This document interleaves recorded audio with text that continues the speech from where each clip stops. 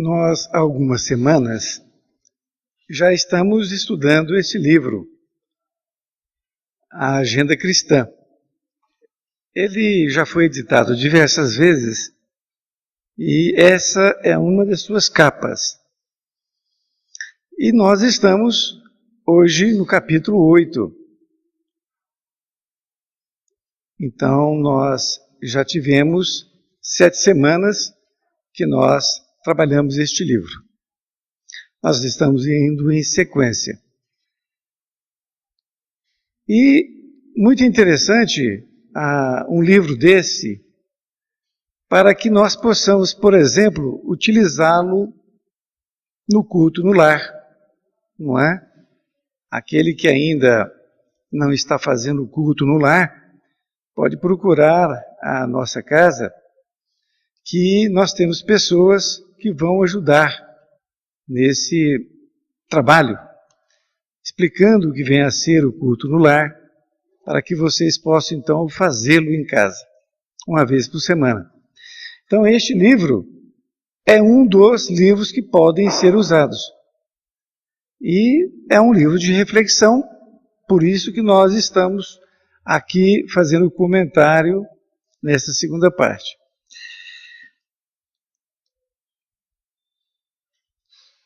Nós iniciamos aqui com um tema muito comum, não só em nossos dias, como também no passado. Eu coloquei 2 fotografias, mas para ilustrar. O tema diz: os que pretendem transformar o próximo de um dia para o outro a golpes verbais. É muito comum nós vermos esse tipo de atitude, não só em família, como também no trabalho, com os amigos, enfim, com todos aqueles que nós nos relacionamos. E tanto que não foi difícil achar essas fotografias. É muito fácil achar, você tem uma gama enorme dessas fotografias aí à disposição. Ali, naquele que é preto e branco, a pessoa faz uma alusão, né, de que o que sai da boca é um murro. E é verdadeiramente um murro na alma. Porque as palavras que muitas vezes as pessoas proferem, elas vão ao coração. Vão ao coração. E depois a pessoa fala, eu não pensei para falar, não é? Ela pode não ter pensado para falar naquele momento, mas ela já estava nutrindo aquele sentimento anteriormente, porque senão não sairia do coração, não é? Jesus disse que a boca fala o que está cheio o coração. Então não sai do intelecto, sai do coração. A pessoa pode até tentar, não é, fazer com que as suas palavras sejam ali medidas, mas nesses momentos o que sai mesmo é do coração. É aquilo que a pessoa está carregando. E o que é muito interessante nessa questão é que muitas pessoas ainda querem mudar o outro. Querem colocar a sua opinião como se fosse a verdade, em todos os aspectos. Não é? É como eu disse, é em casa, é no trabalho. Então são pessoas que têm um orgulho exacerbado e querem que a sua opinião prevaleça sobre os demais. Esquecendo-se que a verdade é como um grande espelho, um grande vidro que Deus colocou sobre a terra e quebrou esse vidro. E ele foi feito em pedacinhos assim, onde cada um de nós pegou somente um pedacinho. Então, a verdade, cada um tem a sua, mas nós não temos o todo da verdade. Nós temos um pedacinho e achamos que ela é toda a verdade. Portanto, quando nós estivermos com aquele pensamento de querer colocar a nossa opinião ao outro, façamos com cuidado, explicando para a pessoa qual é a nossa opinião. Até porque a maior virtude não é falar, é ouvir, que vocês estão praticando agora. Porque falar, todos falam, ouvir é mais difícil.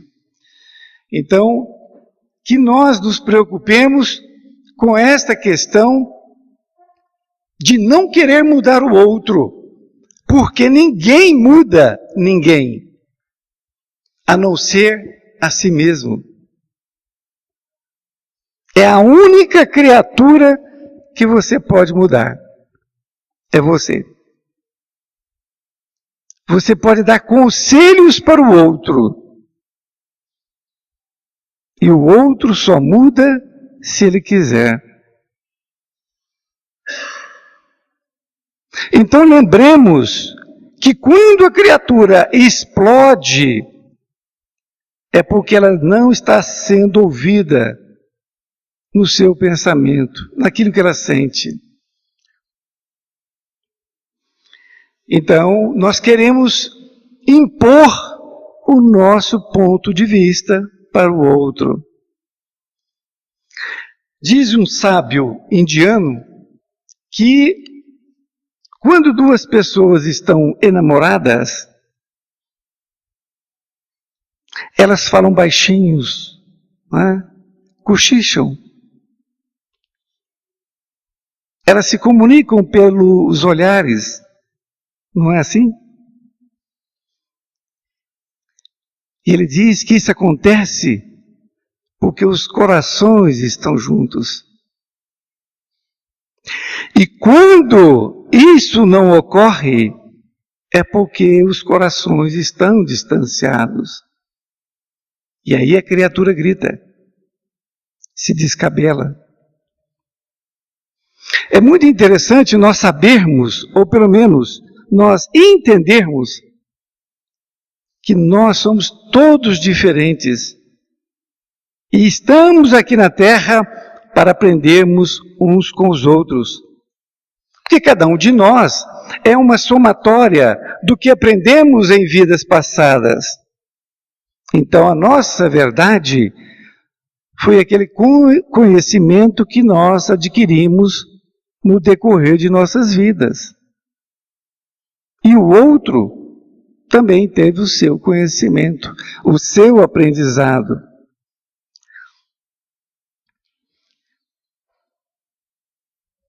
Este é outro tema também enorme. Os que declaram perdoar a ofensa, mas que nunca conseguem esquecer o mal. O título, na verdade, é esse aí. E na figura, aprenda a perdoar, porque você também erra. É interessante, né? Porque quando você não quer perdoar, você nunca se lembra que você também erra, não é? Bom, o título é Os que declaram perdoar a ofensa, mas nunca conseguem esquecer o mal. Na verdade, esse esquecer o mal não é esquecer o episódio. Porque esquecer o episódio só se você levar uma pancada na cabeça. Aí você tem uma amnésia. Não é? Esquecer o mal é quando você estiver diante da criatura e você então não mais vibrar negativamente para ela. Aí você esqueceu o mal. Porque esquecer um episódio não quer dizer nada. Quer dizer que você ficou realmente com mal de Parkinson. Não é? Agora, você... Como é que é? Desculpe, tá vendo? É Alzheimer. Eu estou igualzinho aquele outro. Como é que chama aquele remédio que eu tomei para memória, né? Então vejam bem. Esquecer o mal na figura, na palavra, é você não vibrar negativamente mais. E isso sim você esqueceu. Não é esquecer o fato. É você perdoar efetivamente. Entender que a criatura está no nível ainda em aprendizado. Assim como você também está num aprendizado. E, como bem disse nossa amiga, que também falou de quantas vezes deve perdoar, não é? Era uma passagem que um discípulo perguntou a Jesus, mas quantas vezes eu devo perdoar? 7? Porque era um número cabalístico, né, na época. E Jesus disse que era 7 vezes 7, porque para ele era muito difícil até fazer contas, era um simples pescador, não é? Então, desta forma, Emmanuel já fala que é 7 vezes 7 cada tipo de perdão que você tem que dar e vai por aí afora. Na verdade, não tem um número, é perdoar sempre. Agora, o perdão começa por si mesmo. Como a nossa amiga também disse, vou pegar o gancho dela, você só dá o que tem, nem mais, nem menos.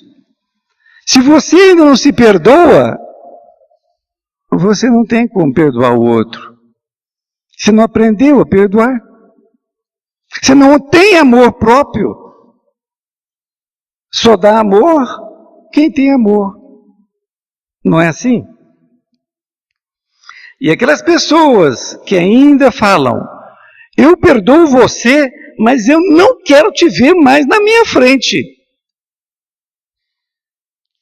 Essa pessoa está querendo dizer que ela é uma pessoa boa, mas ela sabe que não é.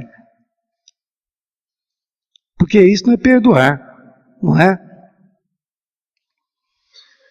Existe uma frase no livro do Evangelho segundo o Espiritismo, depois de Parkinson e outras coisas mais, vocês me perdoem as coisas, mas é no Evangelho segundo o Espiritismo, que diz o seguinte, que a morte não me pegue com ódio no coração. É uma frase para nós levarmos para toda a vida, para todos os momentos. Por que isso? Porque se eu cair aqui agora, neste momento, aquilo que eu tenho no coração é que eu vou levar. Então, se eu estiver com ódio, vai ser muito difícil. Por quê? Porque a passagem passa por um processo que nós ainda não entendemos bem, mas nós ficamos um pouco aturdiados, é o que diz o Espiritismo. Agora, imagina esse processo com ódio no coração. Aí que a gente vai ficar difícil de chegar e descobrir que nós desencarnamos. Vocês perceberam? Então, por isso que tem essa frase.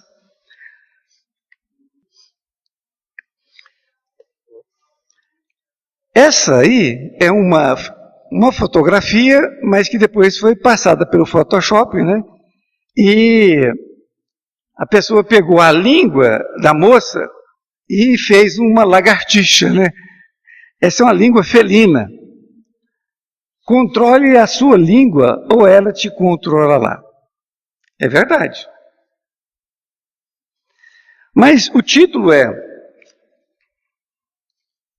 Os que descobrem pareceres inteligentes e bons conselhos para todas as pessoas, distraídos dos problemas que lhes são próprios.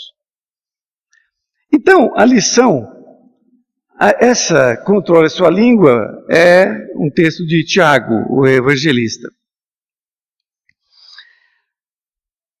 Há pessoas que têm soluções para as outras. Aí você pergunta, mas e ela? Será que ela tem solução para os seus problemas? Não tem. É uma doença que a criatura tem de ficar querendo dar solução nos problemas dos outros, entrando na vida alheia. Por isso a língua. Na verdade, a doença, é uma fuga que ela está fazendo para não enfrentar seus próprios problemas. Por isso que ela fica dando soluções para os outros, mas não tendo solução para si mesma. Essa lição é uma lição, então, para nós termos estudado, refletirmos. É esse convite que eu faço para todos. Que pegue e reflita como aquela lição pode ser incorporada na sua vida e não na do outro. Vocês perceberam? Então vejam como ela pode ser colocada na sua vida para que sua vida possa melhorar. Muito obrigado a vocês e até segunda.